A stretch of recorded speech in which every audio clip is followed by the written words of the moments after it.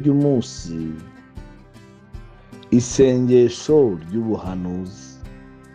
Uri kumwe na Profete Ndahimana Claude nk'uko bisanzwe buri gitondo ku gicaniro cy'ubuhanuzi muri Twibature, by'umwihariko uyu munsi ku itariki 18 z'ukwezi kwa kabiri 2025, mpawe ubutumwa bukomeye n'umwuka w'Imana ngo mbukugezeho. Uwiteka aravuze ngo mu gisuzuguriro cyawe cyangwa se mu kimwaro cyawe agiye kuvanamo igitangaza gituma utazongera guseba. Ndagira ngo mvugire ngo haleluya.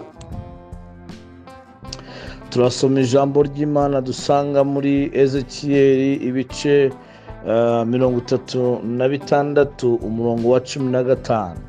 Ijambo riravuga ngo sinshaka kuzongera kumva abanyamahanga bagutuka, habe no gukozwa isoni nabo, n'ubwoko bwawe ntuzongera kubutsitaza ukundi, niko umwami Uwiteka avuga.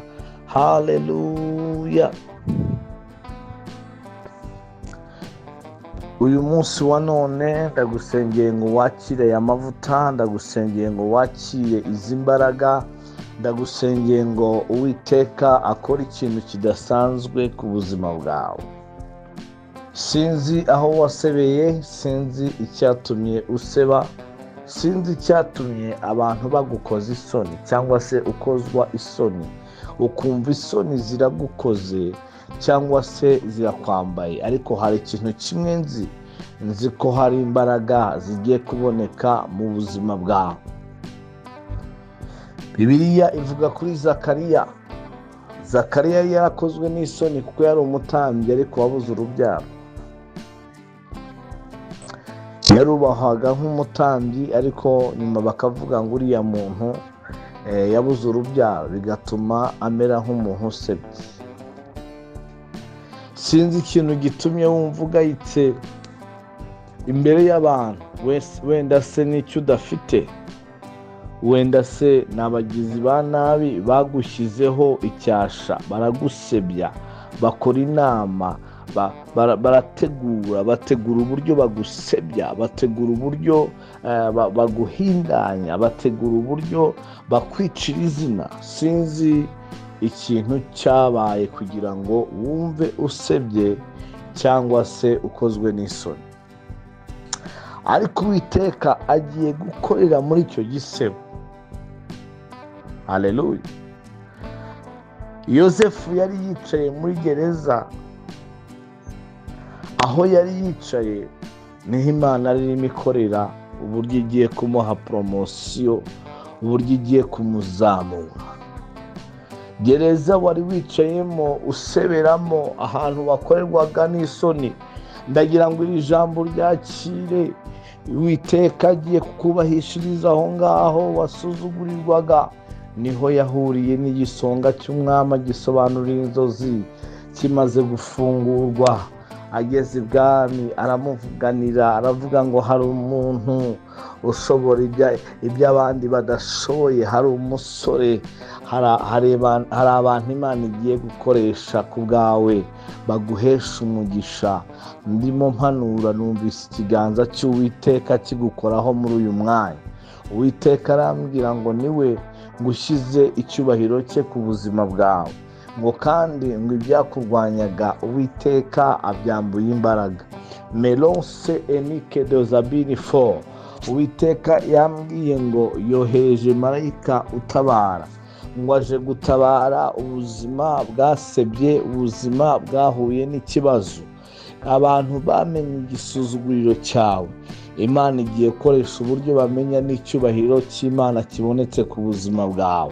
Abantu bamenye ko byanze, bagiye no kumenya uburyo byakunze. Itegura, uzamura ikiganza, zamura kwizera kwawe, tangira wature, uvuge ngo mu izina rya Yesu Kristo ntago nkiri umuntu wo gucishwa bugufi, ntabwo nkiri umuntu wo kunanizwa. Uyu munsi Uwiteka aranzamuye, uyu munsi Uwiteka arampromotinze, uyu munsi Uwiteka ahinduye ubuzima bwanjye ubw'amashimwe mu izina rikomeye rya Yesu Kristo. Haleluya.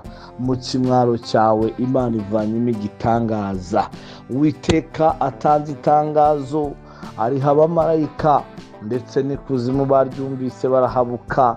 Aravuze ngo ntakeneye kuzongera kumva abanyamahanga. Muri sisiteme ya Bibiliya iyo bavuze abanyamahanga baba bavuze abapagani, bamwe batazi Imana, bamwe batubaha Imana, ngo sinshaka kuzongera kumva. Wenisi perifo oneyansi debayi, abanyamahanga bagutuka, bagukoza isoni, ngo habe no gukozwa isoni nabo. Uwiteka arabyanze, Uwiteka arabyanze. Uwiteka guhisha amavuta y'ibyishimo, amavuta yo gutsinda mu izina rikomeye rya Yesu Kristo. Ikiganza cy'Uwiteka cyamaze gukora ibikomeye mu buzima bwawe. Ndagira ngo urangurure uvuge ngo haleluya, kuko Uwiteka yamaze kwitamurura mu buzima bwawe. Uwiteka yamaze kwigaragaza mu buzima bwawe mu izina rikomeye rya Yesu Kristo. Haleluya. Imana y'amahoro rero iguhe umugisha. Uyu munsi ni umunsi udasanzwe, ni umunsi ikimwaro kivuyeho. Imana ikuremeye icyubahiro mu kimwaro cyawe. Reka nkubwire ngo ugire umunsi mwiza, ugubwe neza wowe n'abawe. Reka wohereze ibindi byifuzo turi busengere umunsi w'ejo. Kuri iyi nimero urandika agasaraba 250, ushyireho 7, ushyireho 88, ushyireho 30, ushyireho 53, ushyireho 88. Iyo niyo nimero y'ushyireho ibyifuzo turi busengere umunsi w'ejo mu masengesho. Tugeze rero ku munsi wa 32 w'amasengesho y'iminsi 70. Imana iguhire, ugire umunsi mwiza. Bye bye.